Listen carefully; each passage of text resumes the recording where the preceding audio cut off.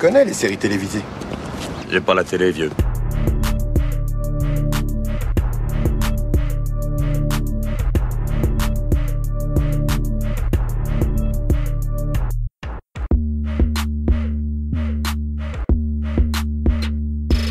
Salut à toutes, salut à tous, soyez les bienvenus dans la saison des séries, votre podcast consacré aux séries d'hier et d'aujourd'hui. Je m'appelle Junior, je suis très heureux de vous retrouver en cette rentrée 2023-2024. J'espère que vous avez passé un bel été, que vos batteries sont bien rechargées et puis peut-être que vous êtes en vacances en ce mois de septembre. Je n'ai qu'une chose à dire, profitez bien. Ma complice du jour, vous aviez pu l'entendre dans le premier épisode d'un pilote presque parfait de cette rentrée consacrée à Stranger Things. Il s'agit d'Hélène. Salut Hélène. Salut Junior. Tu vas bien ? Ça va très bien. Tu te rends compte Hélène, on va entamer notre 4e saison ensemble. Bonjour, on le coup est de presque vieux, paxés là. À ce niveau-là, ouais. Ah merde, comment on dissout le Pax déjà ? Donc C'est une histoire sérieuse. ça devient de plus en plus sérieux. Ouais. En effet, c'est un truc de barge. Non, ça passe trop vite, hein, franchement. Mais merci à vous pour votre fidélité. En tout cas, ça nous fait extrêmement plaisir de rempiler.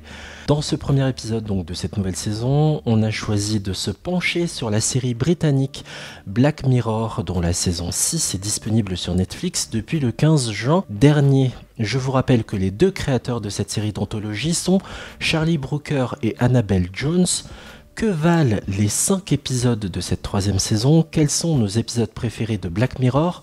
Hélène va-t-elle tenir durant cet enregistrement sans s'endormir ? Des réponses à ces questions et à plein d'autres, juste après un premier extrait. T'as envie de regarder quoi? J'en ai un peu ma claque des faits divers. Et si on regardait... Bah ça alors ? Elle a carrément la même coiffure que toi. La première question que n'importe quelle plateforme va vous poser, c'est quoi l'accroche ? La première étape, c'est d'admettre que vous ne contrôlez pas la situation.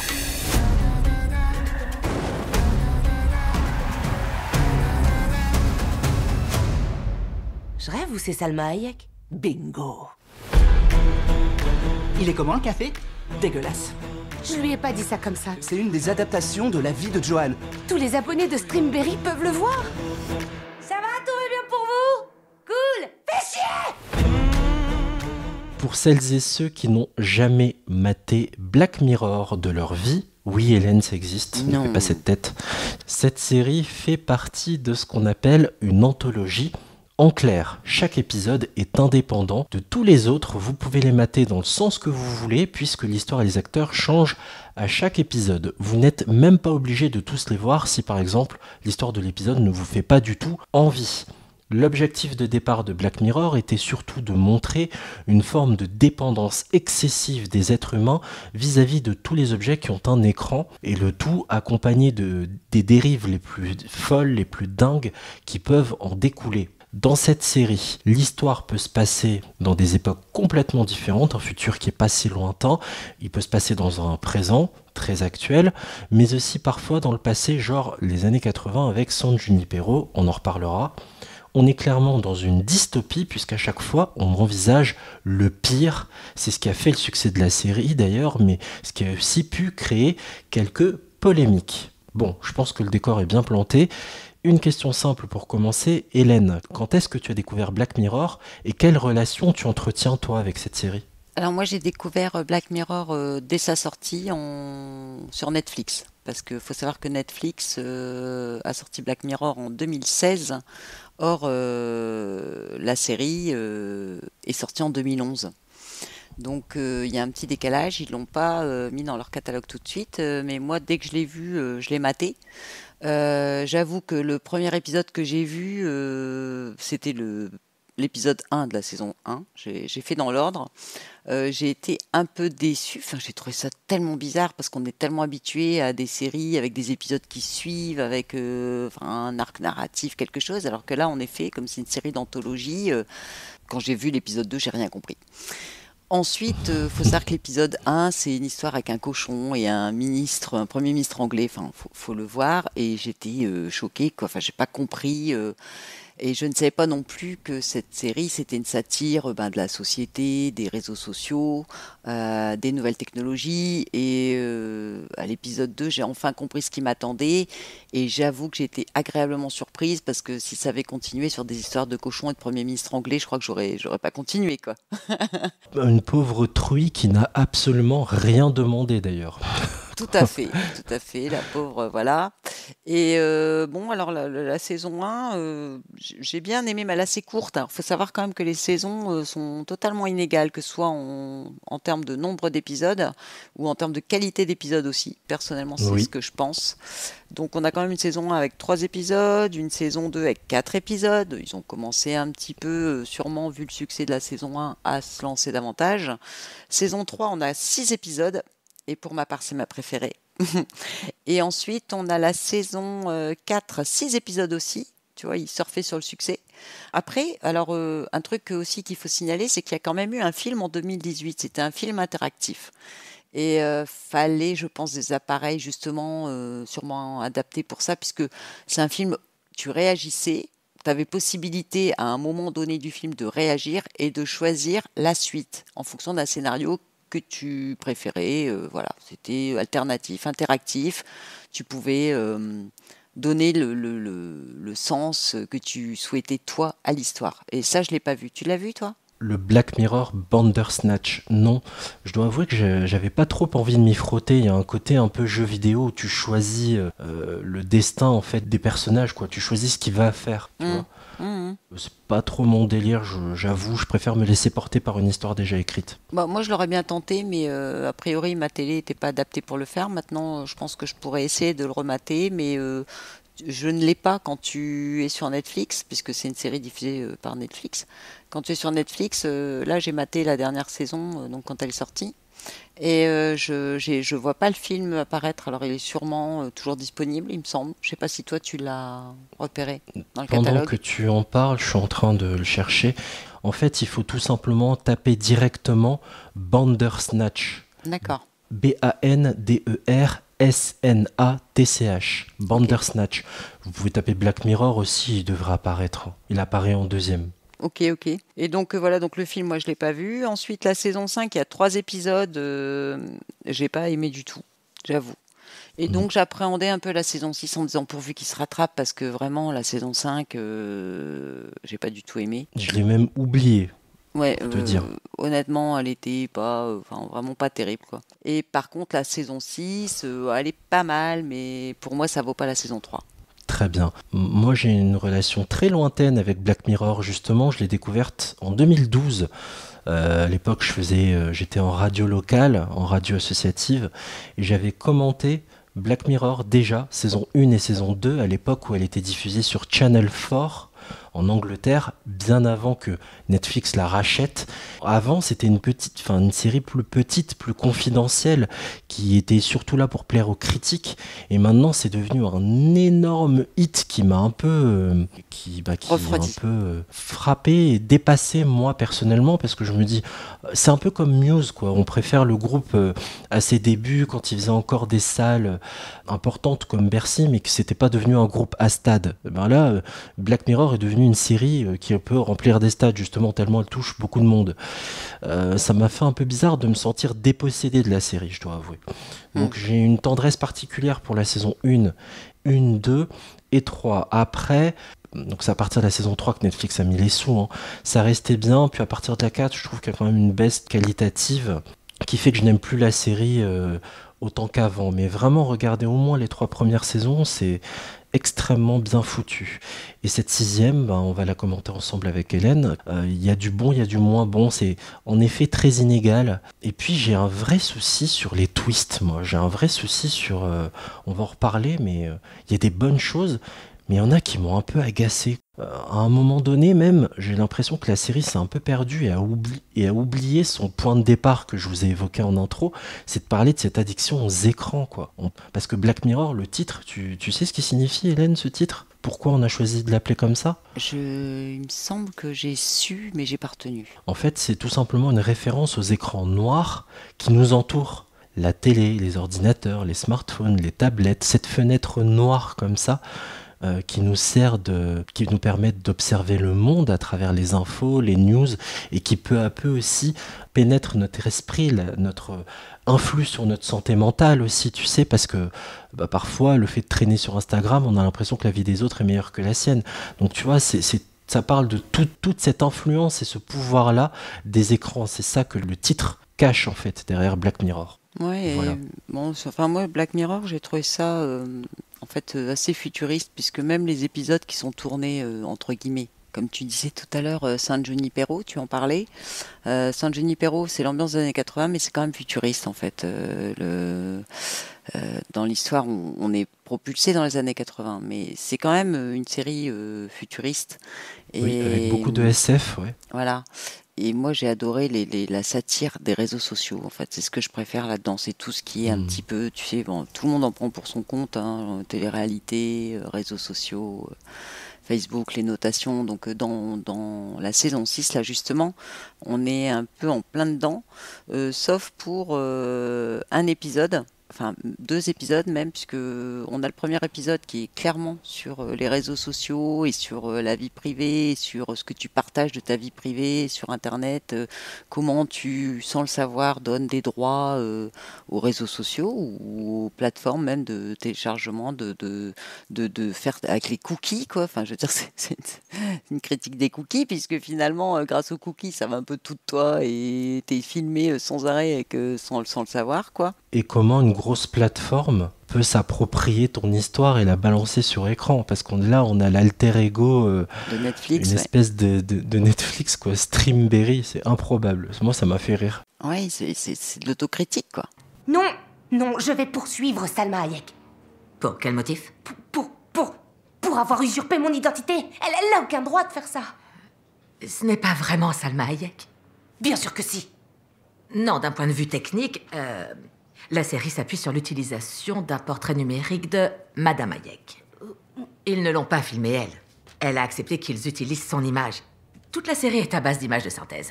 Elles sont générées par une espèce d'ordinateur quantique hyper avancé en deepfake, enfin, vous voyez un peu le topo.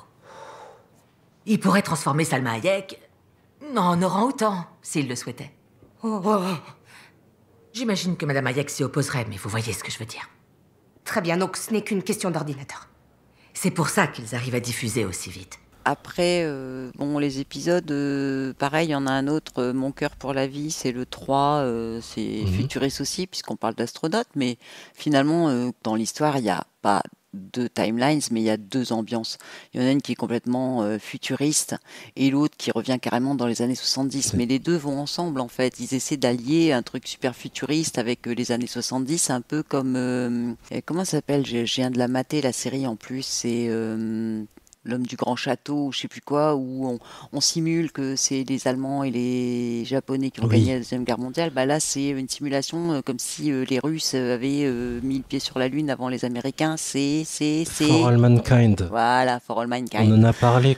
Hélène, elle me fait vraiment peur. On a fait un épisode de la saison des séries sur For All Mankind, pour info. On a parlé de la saison 1 et 2 à l'époque. Et c'était pas avec moi, parce que moi je l'ai maté dernièrement.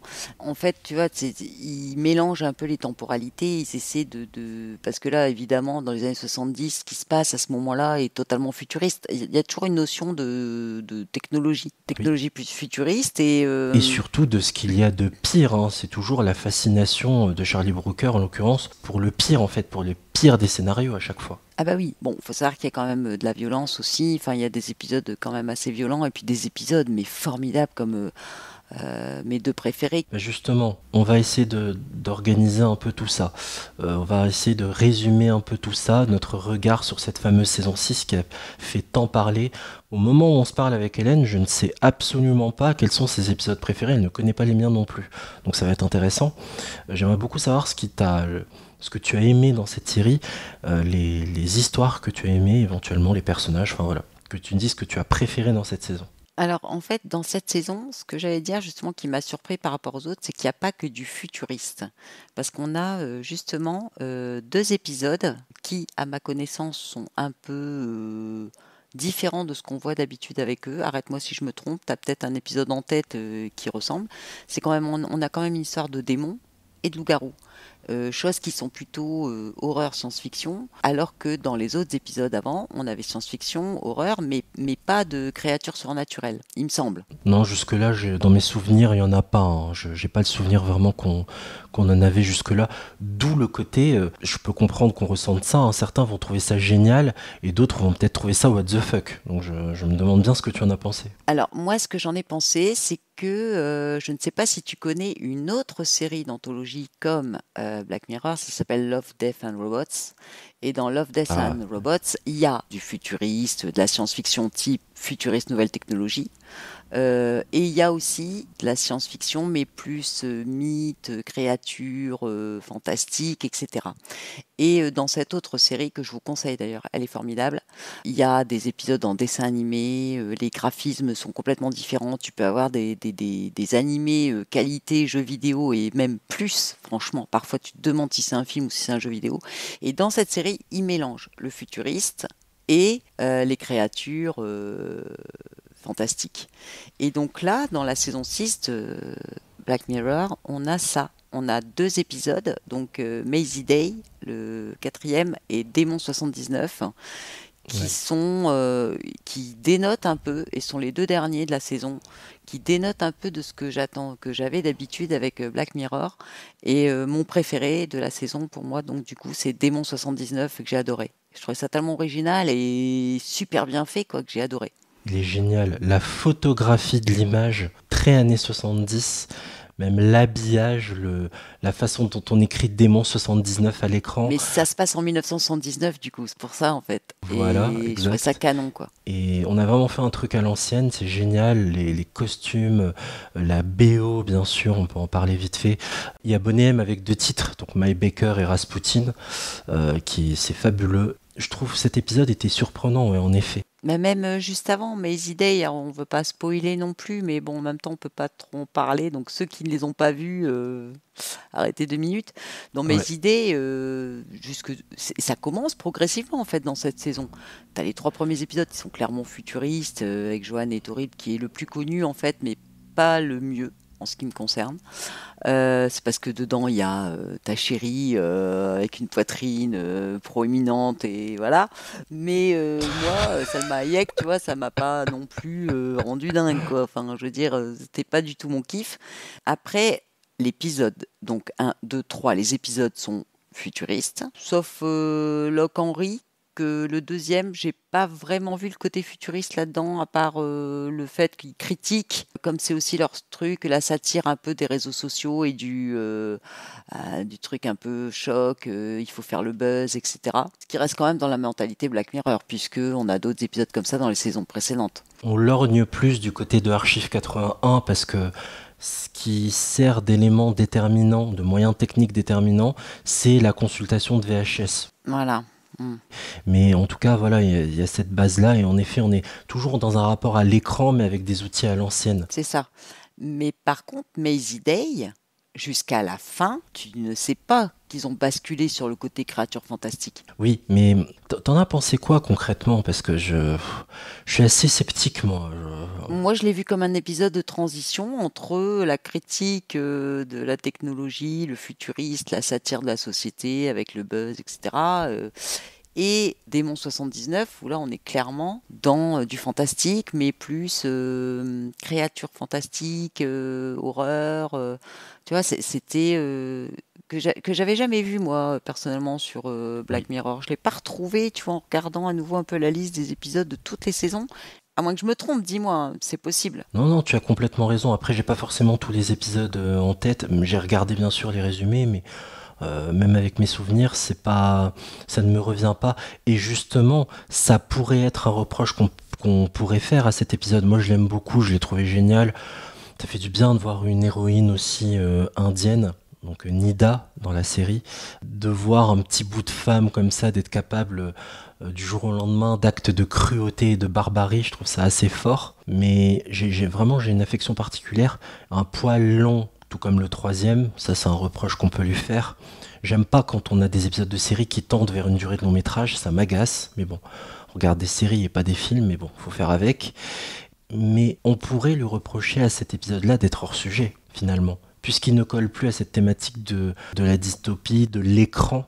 Parce que là, c'est carrément autre chose. Tout à fait. Et c'est là que moi j'en viens à faire le parallèle avec Love, Death and Robots, parce que dans Love, Death and Robots, ils sont sur une satire et une critique des technologies, mais ils sont aussi sur les créatures fantastiques. Et donc je me suis dit, mince, finalement, la dernière saison de Love, Death and Robots était top, top, top, top. Est-ce que l'élève n'aurait pas détrôné le maître et que le maître, du coup, tu vois, il vient marcher un peu sur les plates-bandes de Love, Death and Robots, à quand l'animé dans Black Mirror, quoi. C'est la question que je me suis posée. Ah, clairement, oui, on sent qu'il y a des influences. Cette série que cite Hélène, Love, Death and Robots, est disponible sur Netflix, d'ailleurs. Ah, elle est canon, elle est canon. Faut qu'on en parle un jour. A true crime film about Ian Adair. We can pitch to production companies who will fund it. I had a meeting with Kate Cesar at Historic. I think she might go for this. People already know the story. I didn't. I mean, it's not whodunit. There's no mystery. Are you nuts? The mystery is, how could someone do that shit? It's what the fuck. It's give me the details, and the details are so awful, it is irresistible. Sounds tacky. No. We won't let it be. It'll be a solid piece, well-made, high-end, and it's exploring the biggest topic, life and death. It's just not the kind of thing I want us to make. Okay? Well, then what do you want to make? A meditation on the Eggman of rum that will maybe play at a festival and maybe be admired by a couple dozen documentary nerds, or something that people will watch? Something they actually want to see? Parmi tes préférés, finalement, tu as beaucoup aimé le dernier. Est-ce qu'il y en a un autre que tu retiendrais ? De cette saison 6 ? Oui, de cette saison 6. Non, mon préféré, non. Franchement, c'est Démon 79. Après, Johan est horrible. J'ai pas trop aimé. T'as bien aimé, toi ? J'ai trouvé sympa. Alors, je comprends qu'on n'aime pas. Franchement, je suis le premier à le comprendre qu'on n'aime pas. Je sais pas si tu connais bien cette saga, mais ça fait un peu penser à Scream et à Scream 4. C'est-à-dire que t'as l'ouverture de Scream 4, c'est une mise en abîme. T'as un premier meurtre, puis un autre, une mise en abîme, puis un autre meurtre en mise en abîme, puis un autre meurtre en mise en abîme. Je comprends qu'il y a beaucoup de gens qui n'aiment pas ça et qui disent « Oh là là, mais ça se joue faussement intelligent, c'est nul. » Je le comprends. Moi, j'ai trouvé ça fun. J'ai trouvé qu'il y avait une dose... Bien sûr qu'il y a une dose d'hypocrisie parce que Brooker fait une espèce de gentil doigt d'honneur à Netflix en mode vous vous gavez sur des histoires que vous reproduisez en plus à l'excès. Mais c'est grâce à Netflix qu'il peut publier cet épisode, donc forcément il y a une contradiction quelque part. Mais moi j'ai trouvé ça fun, j'ai pris l'épisode pour ce qu'il était. Je trouve que l'actrice principale, je vais retrouver son nom, est super, elle joue dans Schitt's Creek, que Salma Hayek est pas forcément la plus intéressante d'ailleurs, malgré sa combinaison jaune à la Kill Bill. Mais ouais, le 1, je l'ai trouvé sympathique. Je me suis dit, la saison, elle commence plutôt... En plus, elle est dans le thème de rapport de l'addiction à l'écran. Oui. Et de toutes les activités perverses autour de l'écran, puisqu'on a du deepfake et des choses comme ça. J'ai pas compris ça comme ça, en fait. Moi, j'ai compris qu'en faisant une critique de Netflix, il se référait un petit peu à ce qui se passe depuis, on va dire, 1 an, 2 ans sur Netflix, où on a quand même de la télé-réalité, avec un truc avec des Américains, là, je sais plus le nom, où ils sont testés sur de la télé-réalité, quoi. Ils sont sur une île où ils doivent pas se toucher, pas s'embrasser, je sais plus, un genre d'île de la tentation. Haute tension, je sais pas quoi. Séduction, tension. T'as les Kardashians, t'as tout ça.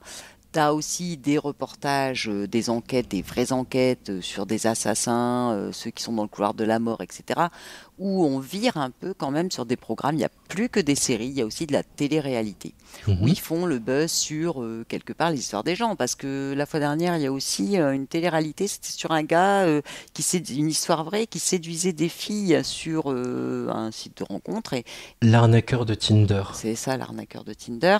Et donc, en fait, du coup, tu vois, moi, je l'ai plus vu comme un rapprochement des dérives, finalement, des plateformes de streaming. Ouais, jusqu'où on peut pousser le curseur. En effet, c'est une vision des choses. Moi, je l'ai trouvé sympa, cet épisode. Et d'ailleurs, pour prolonger ce que tu dis, on retrouve des habitudes de livraison des plateformes streaming avec cette période où il faut absolument tout miser sur le True Crime, donc ces fameux documentaires sur des tueurs en série, des actes qui ont été perpétrés à tel endroit. Et ça, c'est Lock Henry, donc l'épisode 2 notamment. Je sais pas ce que tu as pensé de celui-ci. Ouais, j'ai bien aimé, mais je m'attendais vraiment à la fin assez rapidement. J'ai compris quoi. Franchement, dès le début, j'ai compris que là, il y avait quelqu'un. Enfin, on va pas spoiler, ce serait dommage. Mais j'ai compris un peu la fin tout de suite. Je m'attendais pas quand même à certaines choses et heureusement. Mais bon, t'as oublié de dire que dans cet épisode, il y a Podrick de Game of Thrones. Qui joue le tavernier, c'est le cas de le dire. Donc tu as parlé de Jesse Pinkman, de Breaking Bad, Aaron t'as Paul. pas parlé de Podrick. Oui, et puis mais il y aurait du monde à citer. La comédienne que je veux citer, parce que j'ai pas envie de me faire engueuler, qui joue Joanne et est horrible, et c'est Annie Murphy, Oui, Annie Murphy, l'héroïne c'est vrai. de Schitt's Creek notamment. Donc voilà, Annie Murphy qui a beaucoup d'autodérision, elle joue dans ce pilote. Il y a Michael Cera aussi. Encore, il y a Himesh Patel qu'on a pu voir dans le film Yesterday aussi. Mhm.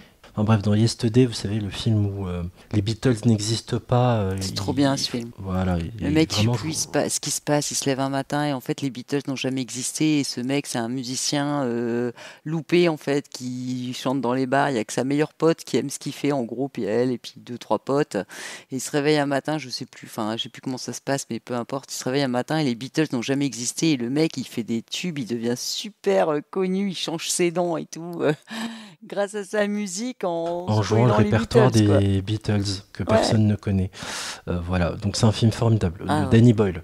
Dans l'ensemble, je dirais que peut-être que les épisodes qui m'ont dans leur thématique plus intéressé, c'est le premier, le troisième et le dernier. Donc le premier, celui qu'on vient d'évoquer, avec Joanne est horrible. Le troisième, même si l'exploitation est vraiment pas terrible, mais avec ces astronautes, on va en reparler, parce que c'est important, en plus le casting est costaud dans cet épisode. carrément. Et puis le dernier, Démon 79. J'aimerais beaucoup t'entendre justement sur l'épisode 3. Donc on est en 69 pour être précis, en fait, c'est une version alternative de 69. J'aimerais beaucoup savoir ce que tu as pensé de ce Beyond the Sea en VO. Bah écoute, je l'ai pas vu venir en fait, c'est un épisode quand même qui te surprend. Ah ouais. Ouais, j'ai pas vu venir le truc au début, j'ai pas trop compris ce qui se passait, comment ça se fait, s'il y avait deux timelines ou si ils étaient vraiment en même temps et tout, enfin je comprenais pas.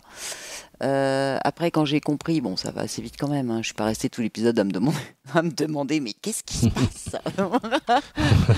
J'ai quand même compris après, je me suis dit ah ouais carrément et tout, pas mal, bonne idée quoi. Bon après on s'attend quand même.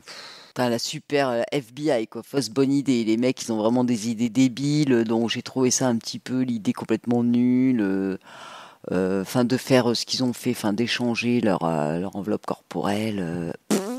Oui. Et le gars qui se fait, tu sais, avec les gars, en fait, des années 60. En fait, il y a une scène, quand il y a les 4 Oui. mecs, là, qui détruisent l'enveloppe charnelle, on va le dire. Ça m'a fait penser un petit à ceux qui avaient tué la femme de... Comment il s'appelait, lui On a pensé à la même chose. Toi aussi Charles Manson. Charles Manson, quand ils ont tué la femme de... Polanski, donc c'était Sharon Tate à l'époque. Et j'ai pensé à ça, parce que c'est tellement gore et moche et tout, et c'était injustifié, c'était des hippies méchants, enfin tu vois, des hippies méchants, ça me fait rire, mais... J'ai parlé avec le centre de contrôle. Holland m'a dit de le laisser tranquille. Il est en état de choc. Les fils de pute qui ont fait ça sont ensuite allés voir la police afin de revendiquer le crime. Des hippies membres d'une secte. Le conseil d'administration a dit que si on voulait une protection rapprochée, c'était possible, mais ici on est très loin de la Californie. J'arrête pas de penser à sa famille. À Jessica. Aux enfants. J'arrive même pas à l'imaginer. Ces bâtards ont même détruit sa réplique. Ils y ont mis le feu. Ce qui veut dire que tout le temps que moi je passe ici, lui, il est tout seul là-haut.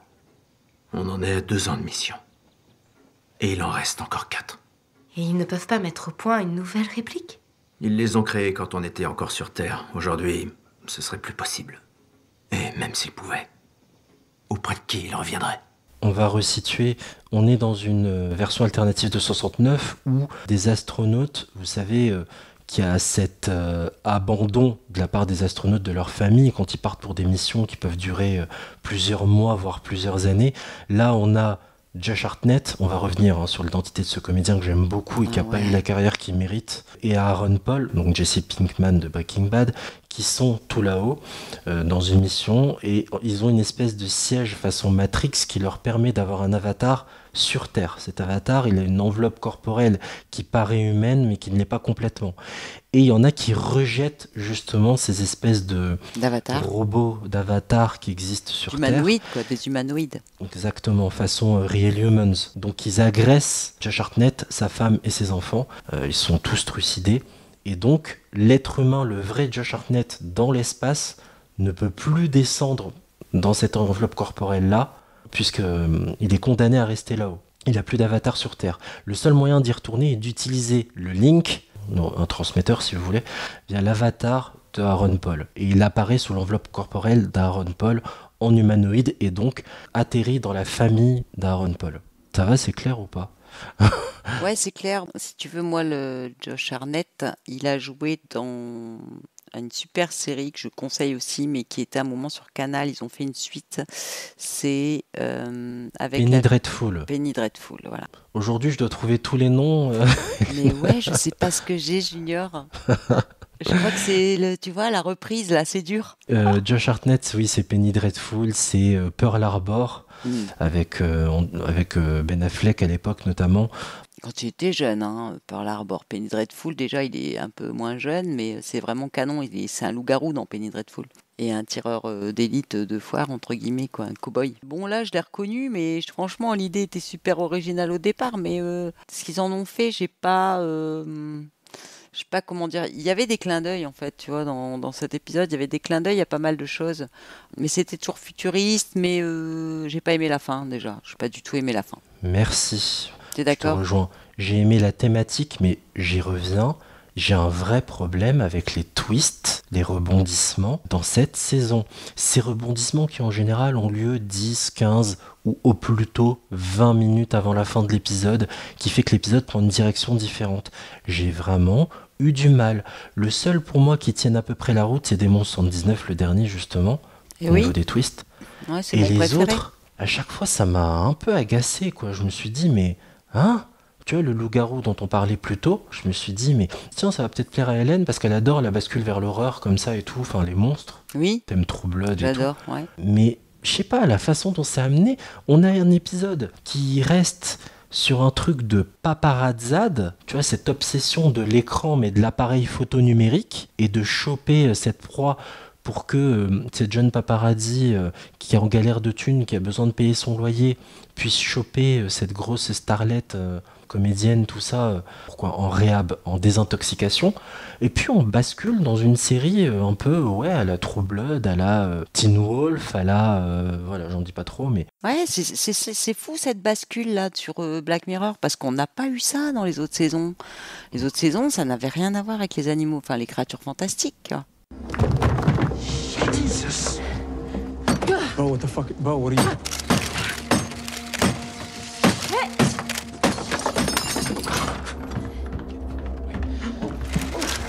Shit. Oh, shit. Oh my god.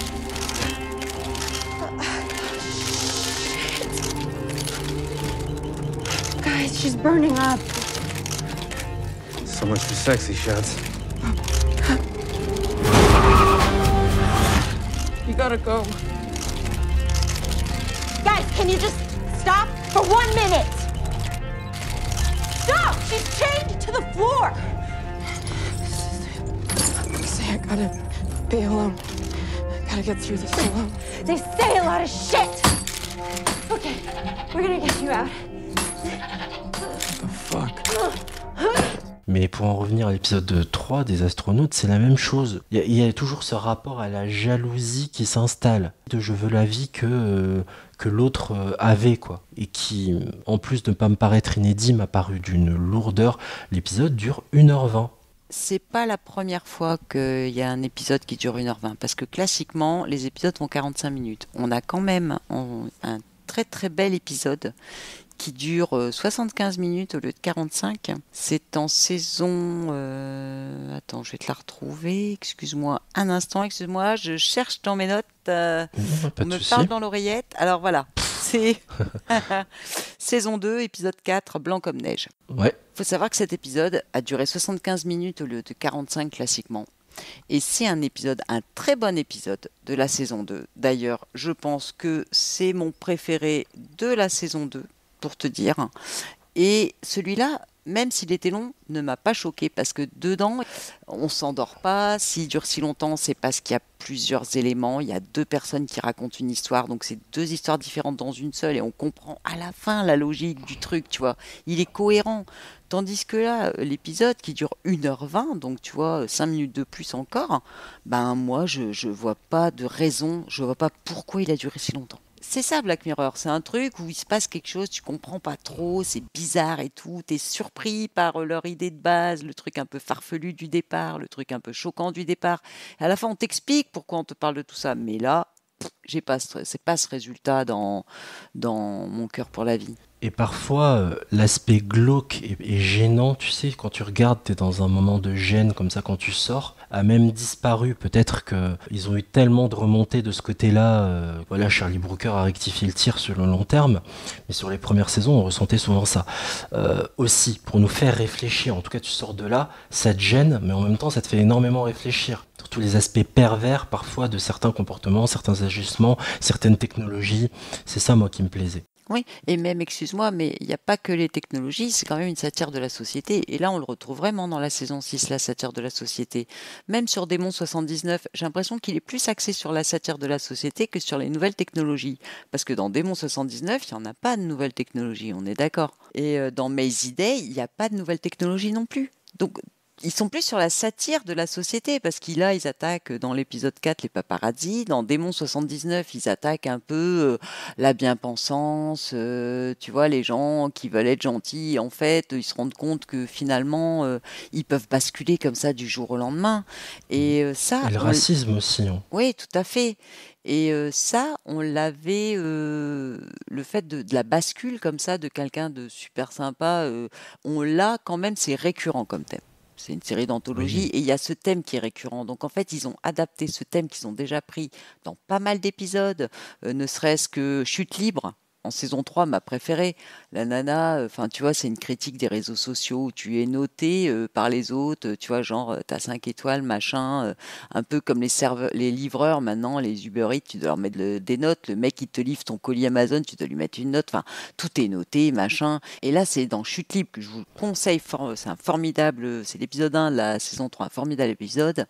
D'ailleurs, ça bouffe de l'intérieur l'héroïne, c'est ça qui est intéressant. Ouais, voilà, et en fait, cette nana, elle bascule comme là dans Démon 79, il y a une bascule psychologique des gens qui sont tellement mis sous pression pour plein de raisons par la société qui finissent par basculer.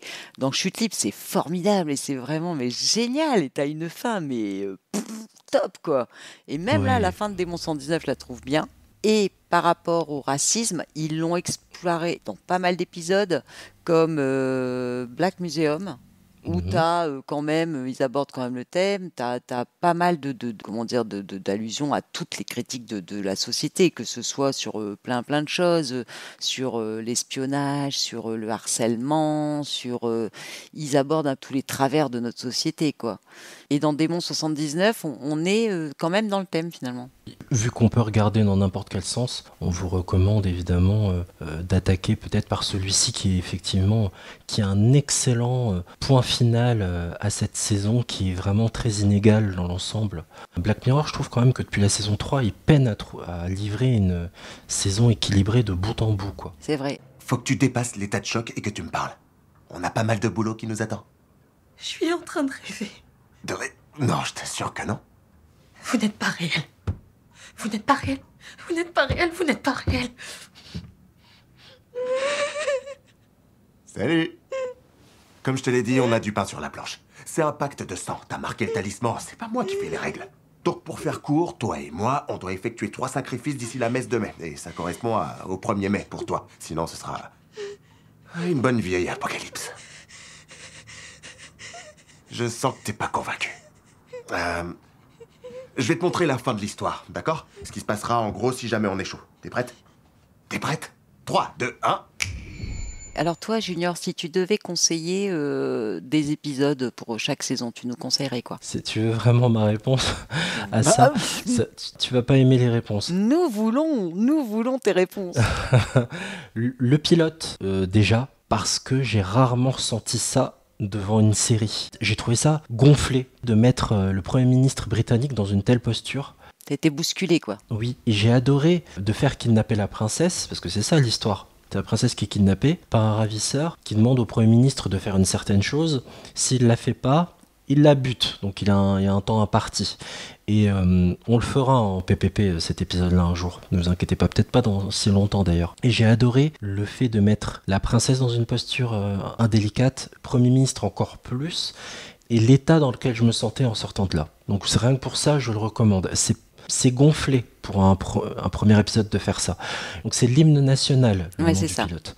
En saison 2, j'aime beaucoup l'épisode... Par contre, j'ai plus le nom. Bah dis-moi lequel, moi j'ai les noms. Oui, c'est l'épisode en fait d'une femme qui perd son mari du jour au lendemain et qui se crée un avatar en fait. Qui va prendre la... Bientôt de retour. C'est le 1. Voilà. C'est avec une certaine, elle était encore inconnue, Hayley Atwell, qu'on a pu voir récemment en Peggy Carter et dans les Marvel, et Grace dans les dernières Missions Impossibles. Et j'ai beaucoup aimé comment une femme pleine de vie doit composer avec un deuil et doit composer face à un avatar qui, au lieu de lui rendre sa vie meilleure, va la détruire encore un peu plus. J'y reviens, hein. Ça va toujours vers le pire, Black Mirror. D'ailleurs, c'est l'un des problèmes que j'ai eu sur la saison 6, c'est qu'en regardant l'épisode 3 là, avec Josh Hartnett et Aaron Paul, je me suis dit, ça va mal se terminer, ça va mal se terminer. Et du coup, on perd en surprise, justement. Donc ouais, je recommande celui-là. Saison 3. Bien évidemment, San Junipero. Elle est tellement belle, cette histoire d'amour entre deux femmes à travers les décennies. On peut pas dire le thème, on peut pas le dire, sinon les gens, ça va tout leur gâcher, quoi. Si vous n'avez pas vu, si vous devez voir un seul épisode, un seul de Black Mirror, c'est San Junipero, saison 3, épisode 4. Et on peut pas vous en parler parce que si on le dit là maintenant et que vous l'avez pas vu, bon, pour ceux qui l'ont vu, on peut quand même dire quelques mots, mais ceux qui l'ont pas vu, il faut surtout pas écouter ce qu'on va dire. Avant le thème de l'amour entre deux femmes qui était magnifique et justement qui avait été interdit à l'une d'elles, il y a le thème de l'euthanasie et de la vie après la mort. Tu vois cet épisode, au début, tu ne comprends pas. Et c'est à mon sens le meilleur épisode de toutes les saisons de Black Mirror parce que comme je t'ai dit tout à l'heure, en saison 6, j'ai pas été super surprise. Je m'attendais à pas mal de trucs et tout. Et j'ai pas eu ce truc où en disant « Waouh, non, mais merde, c'est ça et tout, j'hallucine, le truc de dingue. » Et tu l'as sur San Junipero. Non seulement t'es super étonné, mais t'es super ému. C'est un épisode qui dépasse l'heure et c'est totalement justifié, et heureusement que cet épisode on l'a fait en saison 3 parce qu'il y avait justement besoin d'argent, de moyens pour traverser le temps comme la série le fait si bien, quoi. Cet épisode là le fait si bien. En 4 il y en avait un qui m'avait peut-être un peu plus marqué que l'autre, c'est Archange, saison 4 épisode 2, sur la géolocalisation des enfants avec cette puce là. Je trouvais ça incroyable. La sécurité qui dépasse la vie privée, quoi, et l'intimité. À l'excès.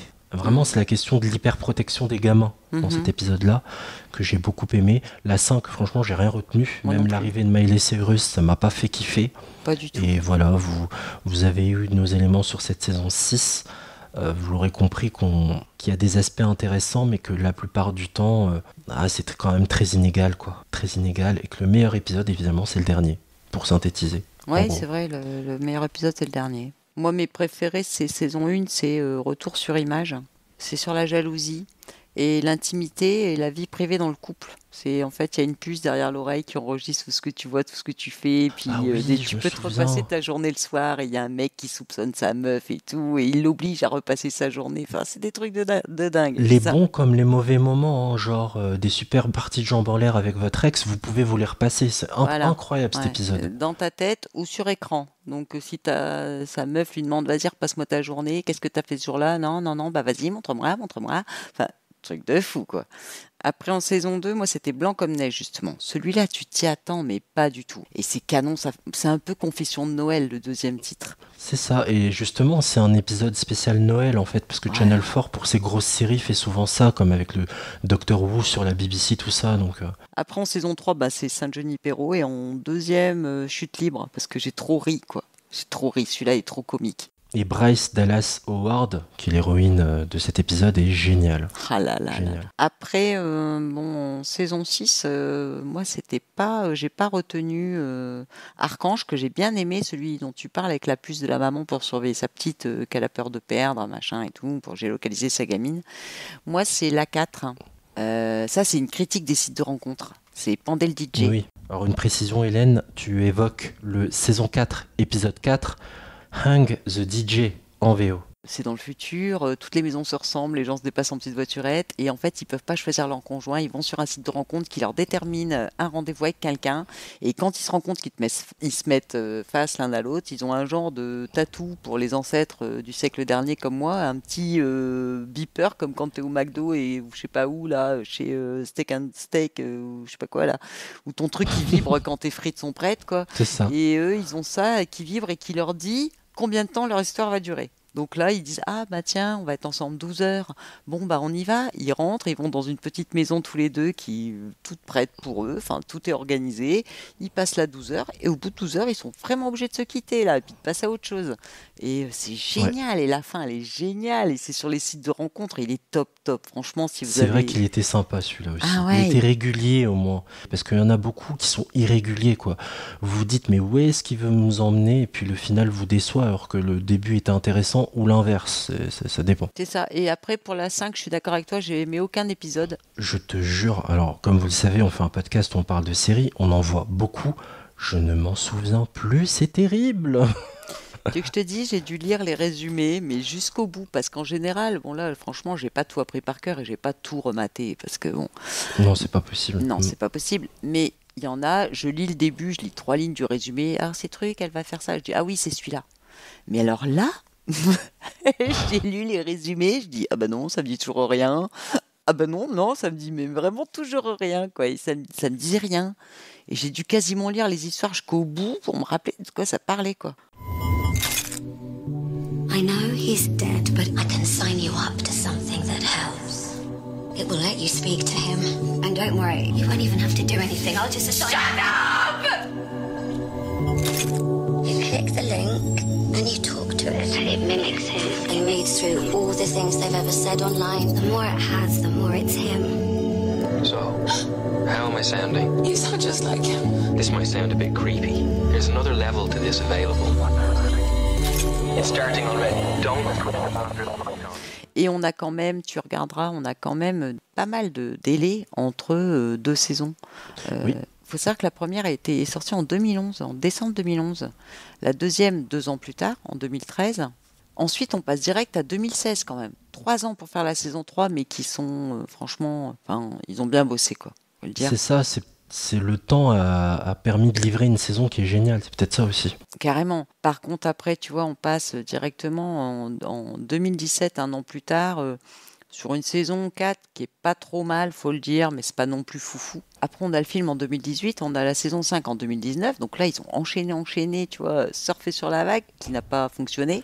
Et là, la saison 6, bah moi, honnêtement, pour faire le bilan de cette saison, moi, je suis mitigée. Pareil, il y a des bonnes idées, des twists étranges qui tombent un peu à plat et j'avais beaucoup de moments d'incompréhension et j'étais loin de frissonner tout le temps comme sur le dernier. Et puis parfois j'ai envie juste de retrouver des états par lesquels je suis passé dans d'autres saisons précédentes, tu vois, on vient de passer tout ça en revue. De sentir que waouh, je m'attendais pas à quelque chose de si glauque. Tiens, on peut en ajouter un autre, j'ai plus l'épisode en tête, mais c'est en saison 3. Elle est horrible cette histoire, vraiment, je le souhaite à personne. C'est un jeune homme en fait qui se masturbe devant sa webcam, il mate un porno, il se fait plaisir. La vidéo est enregistrée. Et après, on lui fait du chantage et ça va on lui demande de commettre des actes de plus en plus dingues. Quoi. Et pas qu'à lui d'ailleurs, et ça va crescendo. Voilà. Et il y en a un autre aussi sur pas la peine de mort, mais en fait, qui est un peu une critique de la justice pour les meurtriers d'enfants. Et c'est La Chasse. La Chasse, oui. Il est surprenant, faut dire la vérité. Il est dur, hyper stressant, quoi. C'est saison 2, épisode 2. Alors je dois avouer que j'ai un problème avec cet épisode, il m'a marqué, mais pas en bien. Elle y peut rien, la pauvre, comment dire. Elle a un rôle horrible, elle passe son temps à hurler et à pleurer, du début à la fin de l'épisode. En même temps, je pense que c'était le but de créer cette ambiance. Hein. son rôle et l'écriture de son rôle m'a cassé la tête. Du coup, ça m'a sorti de l'épisode. C'est pour ça que j'ai préféré Waldo l'épisode d'après. Mais... Waldo, moi j'ai pas aimé du tout, franchement. Tous les goûts sont dans la nature. Voilà, bah, tant mieux. Mais en tout cas, ouais, on a fait un beau panel des épisodes de Black Mirror. Tu voulais ajouter autre chose, Hélène, avant qu'on se quitte ? Non, moi je trouve que la tournure qui est prise est surprenante mais intéressante et je conseille Black Mirror quand même à tout le monde. Oui, vraiment, et regardez dans le sens que vous voulez. Vous voyez, on vous a donné quelques épisodes. D'ailleurs, en juillet dernier, France 2 a eu la bonne idée de diffuser quelques épisodes qu'ils estimaient être les meilleurs, hein, comme Crocodile, ce genre de choses. Chute libre aussi. Chute libre, il l'avait diffusé, San Junipero, il l'avait diffusé. Donc c'était cool, ils l'ont passé très tard d'ailleurs, je trouvais ça honteux. Mais bon, heureusement, il y a le replay. Tu peux pas forcément, c'est pas forcément tout public, faut prévenir aussi quand même. En effet, vraiment jeter un œil, regardez dans le sens que vous voulez, ça n'a pas d'importance. On aimerait beaucoup savoir ce que vous en pensez de cette série. Vraiment, n'hésitez pas à nous envoyer des tweets, des messages sur Insta, sur Twitter, pour savoir ce que vous pensez de cette série Black Mirror. Quels sont vos épisodes préférés à vous ? N'hésitez pas à nous le dire et on sera ravis d'interagir avec vous là-dessus. Sinon, pour les autres, on vous laisse vous faire votre propre opinion. La série Black Mirror comporte donc 27 épisodes au total, qui sont tous disponibles sur Netflix. Pas sur Streamberry, hein, sur Netflix. La saison des séries, c'est fini. Un grand merci à toi, Hélène, d'avoir été avec moi pour ce nouvel épisode. Merci à toi, Junior. Si vous aimez ce podcast, n'hésitez pas à en parler autour de vous et n'hésitez pas à nous mettre un commentaire et 5 étoiles sur les applications Apple Podcasts, Spotify ou Podcast Addict. N'oubliez pas également de nous suivre sur Twitter, @piloteparfait, et sur Instagram, la saison des séries. Merci à vous de nous avoir suivis jusqu'au bout. Et encore une fois, pour ceux qui n'écoutent pas Un Pilote Presque Parfait, je vous souhaite une très belle rentrée à toutes et à tous, plein de bons épisodes, et je vous dis à très bientôt. Ciao.